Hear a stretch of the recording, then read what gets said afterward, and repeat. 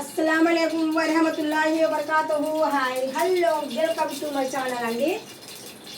One side అయితే rice ఉడుకుతుందండి, ఒక పక్కన మాత్రం పప్పు తాలింపు అనేది పెడుతున్నాను। ఇంకా నమాజ్ చేసుకోవాలి, నమాజ్కి కూడా టైం అయిపోతుంది। ఇక్కడ ముందుగా నేను ఎల్లుల్లి రమ్మలు కొద్దిగా పొట్టు తీయకుండా లావులావుగా అలాగా దంచేసాను అనమాట।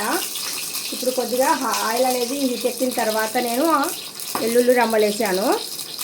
మంచి ఫ్లేవర్ ఇచ్చే కర్రీ లీఫ్, ఇది ఇంపార్టెంటే కదా పప్పు తాలింపుకి మనకు। ఇప్పుడు ఒక్కసారి ఆనియన్ అనేది అంటే ఉల్లిపాయలు అనేవి కొద్దిగా లైట్ బ్రౌన్ కలర్ వచ్చేంత వరకు ఇవి వేగనిస్తున్నాను। పచ్చి పచ్చి ఉందనుకోండి రుచి ఉండదు చూడండి పప్పు అనేది।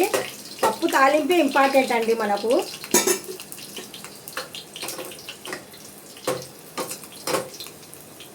పప్పుకు సరిపోయినట్టుగా ఎల్లుల్లిపాయలు 4-2 అయితే చాలు, నేనైతే ఇంకా 4 వేసాను రమ్మలు। ఆ తర్వాత నేను ఇక్కడ ఫస్ట్లో కర్రీ లీఫే వేస్తున్నాను, అంటే లీఫ్ చాలా పెద్దగా ఉన్నాయి, అవి కొద్దిగా వేగాలనేసి లీఫ్ అనేది వేసాను। ఆ తర్వాత నేను ఇక్కడ జీరా అనేది యాడ్ చేస్తున్నాను। జీరా వేసిన తర్వాత కొద్దిగా ఆవాలు అనేది కూడా యాడ్ చేస్తున్నాను, జస్ట్ కొద్దిగా। ఇప్పుడు ఎండుమిర్చి గుడక నేను ఇక్కడ యాడ్ చేస్తున్నానండి, రెండిట్లో 4 ముక్కలు చేశాను। ఇప్పుడు ఇది కూడా బాగా లైట్ బ్రౌన్ కలర్ వచ్చేంతకు, మిర్చి అయితే ఇంకా ఫాస్ట్గా నల్లబడిపోతాయి, అందుకనేసి నల్లగా అవ్వకముందే మనము పప్పు అనేది తాలింపు పెట్టేస్తే బాగుంటుంది।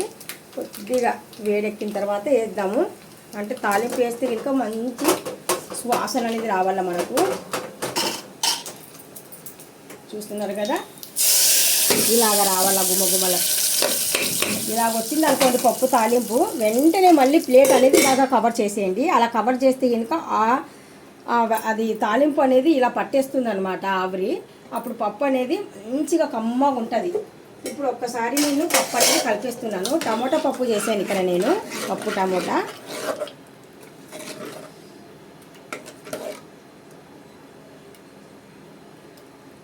ఈ వీడియో మీకు నచ్చే ఉంటే నాకు లైక్ చేయండి, నాకు సపోర్ట్ చేయండి, మీ యొక్క సపోర్ట్ అనేది నాకు చాలా చాలా ఇంపార్టెంట్ అండి।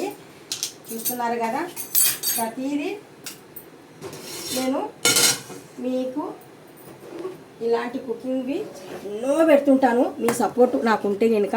ఇక్కడ నాకు రైస్ కూడా బాగా ఉడికిపోయిందండి, ఇంకా స్టవ్ అనేది నేను ఇక్కడ ఆపేస్తున్నాను। ఎప్పుడు ఫుడ్ అప్పుడు వేడివేడిగా వండుకొని తినండి। ఈ వీడియో నచ్చినట్టుగా అయితే లైక్ చేయండి, షేర్ చేయండి, కామెంట్ చేయండి, సబ్స్క్రైబ్ చేసి వెళ్ళండి।